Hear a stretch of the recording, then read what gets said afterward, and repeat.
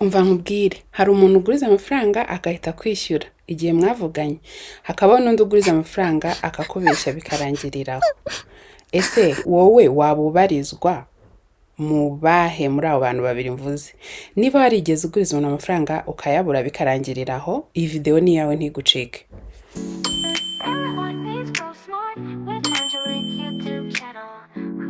Technology, who doesn't like seeing kids growing wiser? Please come, we will grow together.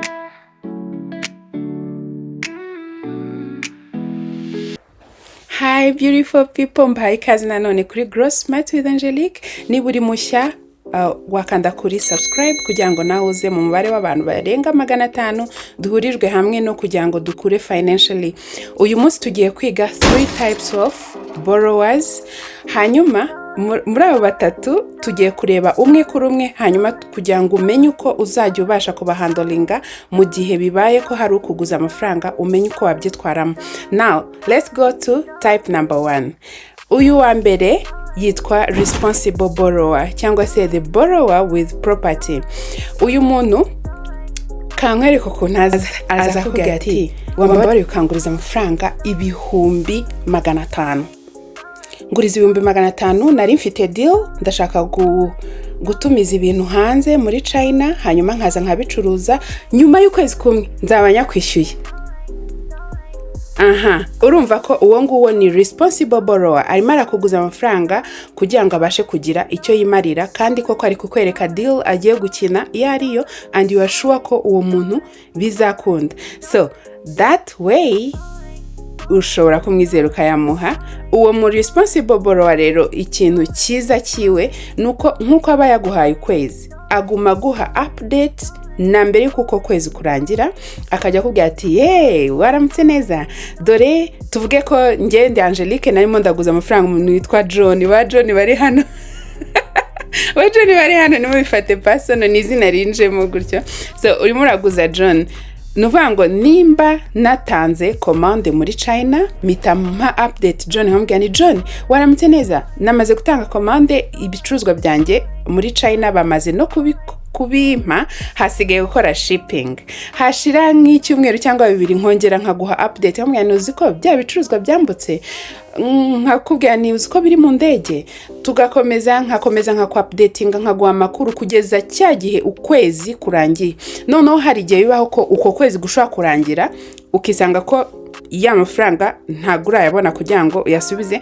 Tuvuge ni ibintu warugiye kurangura muri China, ngewe nangiye kurangura muri China, ariko ndibuze nkahita mbiranguza ku buryo amafaranga yanjye mitanyabona. Iyo deal ikaba yarizwi ko nyuma y'ukwezi biba birangiye. Iyo bibaye konza simite mbiranguza ngo amafaranga yitaboneka, uyu muntu uri responsible borrower aguma atanga update. Nk'ubwo mitanacting like nkavuga ni John, ya mafaranga bya bintu byahageze, ariko umuntu wagomba kubifata yambwiye yuko azabona amafaranga nyuma y'icyumweru. Wihangane ko habayeho ubukererwe, ariko nyuma y'icyumweru I am so sure ko nzabanyaguhaye, ukomeze kwihangana. That one is a responsible borrower.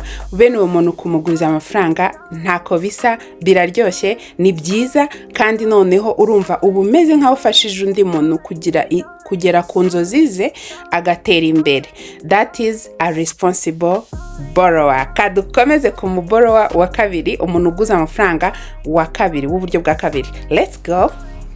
Borrower number 2. Uyu nguyu rero nuwo bita the borrower with the steady income. With steady income. Uyu ni umuntu ukuguza amafaranga ariko afite ahantu haguma hava amafaranga kandi hafatika. Urugero, ashobora kuguza amafaranga ari nk'umuntu mukorana, ubizi neza ko buri kwezi murahembwa, sibyo? Uyu muntu kugira ngo utamuguriza wamuhemukiye, nuvuga ngo uramuguriza amafaranga ibyo byose, cyane cyane nk'aba bantu baba bafite steady income, amafaranga aguma za buri kwezi cyangwa buri cyumweru cyangwa buri munsi. Bene abangaba iyo agujije amafaranga ubusanga hari nk'ikintu cyatumye budget yiwe iba interrupted, kuko abasanzwe afite ubundi buryo abayeho, ariko hakazamo nk'ikintu gituma nyine bidahura mu buryo yakoreshagamo amafaranga. Urugero, murabizi ko mu mezi ashize ibiciro byiyongereye ku masoko from twagiye kubibona tubibona nka saa sita z'ijoro Rura yazanye ibiciro bishyashya bya gaze n'iki nuvuga ngo ibiciro bya petroli byaratumbagiye bijya hejuru bituma budgets z'abantu zijya down. So uwo muntu ashobora kukuguza amafaranga avuga ati nguriza amafaranga ndayakwishyura nyuma y'ukwezi, kandi urabizi ko buri kwezi nyine hari amafaranga yinjiza. Uyu nguyu rero nawe kumuguriza nta kibazo kiba kirimo, kubera ko ubu bizi ko nyine buri kwezi hari amafaranga yinjiza, ntabwo babyagutera kumuguriza. Iyo nayamugurije nyuma y'ukwezi koko ahitaza akayago. Iyo bibaye ko atayaguha nabwo agusobanura impamvu. Ashobora kubwira, tuvuge nk'urugero, hari umuntu ushobora kubwira ati twebwe duhembwa ku itariki 25 n'urugero, buri 25 z'ukwezi turahembwa. Akakubwira ati nguriza amafaranga 5,000 ku itariki 25 nizigera nzakwishyura. Hakabaho noneho ikintu gituma 25 atakwishyura kubera ko wenda batinze kumuhemba, bijya bibaho mu makampani atandukanye. Igihe rero batize kumwishyura, ni wa muntu uhora akwibutsa, aguha update, akubwira ati rero wihangane, nayo mbizi ko nzahembwa ku itariki 25, none nsanze bataduhembye, sinzi impamvu, wenda habayemo ikibazo, ni wihangane ndakomeza nk'updatinga buri munsi, kadufate wenda ku itariki 27 nizo ntazarenza, cyangwa se ku ya mbere nzaba rwose nayaguhaye, ukomeze wihangane. Uwo muntu ufite steady income, kumuguriza nta kibazo kirimo. You can feel free ukamuguriza amafaranga ayari yose agusabye niba nawe yafite. So niba ukunze video yacu, ndakwinze kanda kuri like kandi iyi video isangize n'abandi, kugira ngo nabo bamenye uko bakwitwara mu buryo bamenya abo bari buguriza amafaranga nabo badakwiriye kuguriza amafaranga, kubera ko ibintu biri crucial. Niba wisanga buri gihe abantu ugurije amafaranga batabasha kuyagusubiza, birumvikana ko haba harimo ikibazo gikomeye, bishobora kuguteza ibibazo by'uko ushobora kubura wowe ukubaho, cyangwa se nawe ukisanga wishyize mu myenda kandi utari warayipanze, cyangwa se bikakubabaza. Hari nabo biteza amahane, bakajya mu nkiko bakaregana, ibintu bikaba bibi. Ariko sofa nukurikira neza iyi video uraza kumenya ninde ntakwiriye kuguriza amafaranga. So ntucikanwe borrower type number 3, kuko niwe uri very dangerous. Twese dukwiriye kumenya kugira ngo twirinde tujye tumuha amafaranga mu buryo bukwiriye, cyase tumenye ko dukwiriye kuyamwima. Let's go to the borrower number 3. Yes, the borrower type number 3. Uyu nguyu, he or she is the kind of a borrower with nothing but only dreams. When ntakintu aba afite, gusa hari ibyo abatekereza mu mutwe we, like haraho akeka ko azayakura kuri third party person, cyangwa se nyine as a dream. Uyu rero bigenda bite? Nuvuga ngo aza kukuguza amafaranga, akenshi those kind of persons with dreams batagira n'ikintu, bahora bafite n'ibintu bakeneye byinshi pe, biri ku rwego rwo hejuru, binarenze ibyo ukorera amafaranga. Urugero, ashobora kubwira ati nguriza amafaranga nijyanira umwana kuri piscine. Can you imagine? Abati nguriza amafaranga 20,000 nijyanira abana kuri piscine, nzayaguha ejo nzaba nayabonye nzayaguha. Ariko adafite ayakura, he or she has nothing, ahubwo aratekereza ko azaba yayabonye.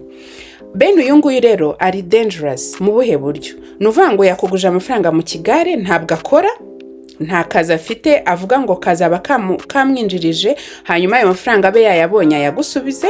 Second, ari muri dreams ziraho, ari gutekereza ko wenda hari uwundi muntu uzayamuha. Birumvikana wenda niba ari umugore, umugabo azayamuha, cyangwa se azayaguza undi muntu.